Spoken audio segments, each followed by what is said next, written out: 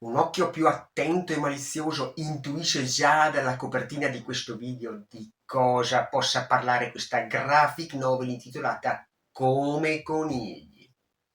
Ma prima di passare alla presentazione del contenuto di questo volume e ad una mia disamina, vi voglio dare delle info su questo autore, Ralph Koenig, che forse non è così conosciuto in Italia come in terra tedesca ed in altri stati.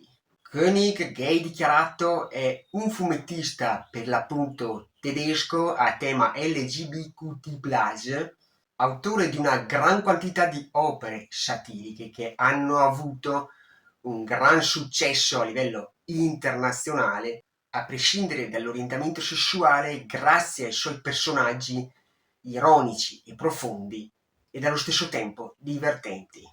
Alcune sue storie sono diventate addirittura dei film, due su tutti da menzionare, Tutti lo vogliono e Killer Condon. Brevemente, senza spoiler, un incipit di trama per contestualizzare bene le vicende e poi passiamo direttamente alle mie considerazioni. Vi metto a video solo alcune tavole proprio per il contenuto esplicito di questo fumetto. Al centro dell'azione c'è il musicista Hearst che è in crisi con la sua compagna vera. Quest'ultima impazzisce quando trova in circostanze poco fortunate una cassetta porno del suo partner e dopo questo fattaccio decide di lasciarlo. Nel frattempo anche Shiji sembra non passarsela bene.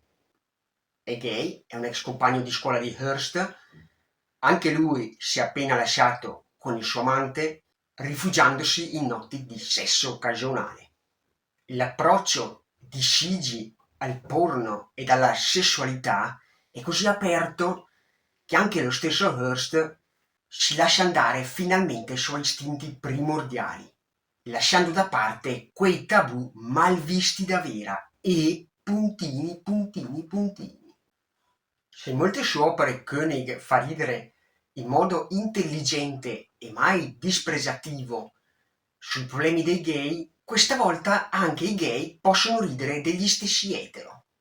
Interessante è come Koenig analizza il sesso sia dal punto di vista maschile che da quello femminile, facendone emergere una differente psicologia. Il tema del sesso visto dagli uomini come istinto irrefrenabile che va oltre la ragione.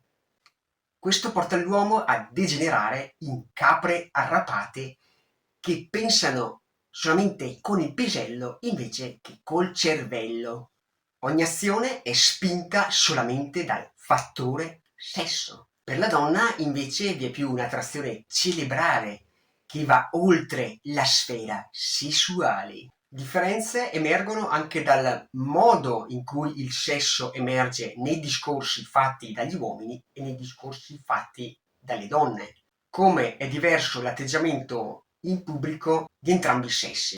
In Come conigli possiamo trovare anche una dicotomia tra homo e etero su come viene vissuto il sesso.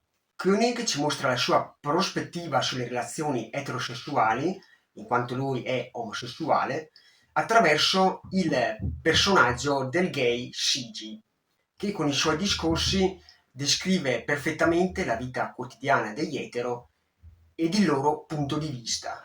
I personaggi sono esagerati, volgari, espliciti anche dal punto di vista sessuale, con una particolare attenzione rivolta al maschio etero, ridotto alla istintiva pulsione sessuale.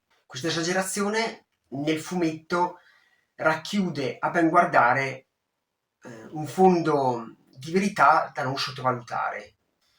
Il finale forse è la parte più riuscita ed inaspettata, proprio per la piega assurda ed anche qui esagerata che la storia prende.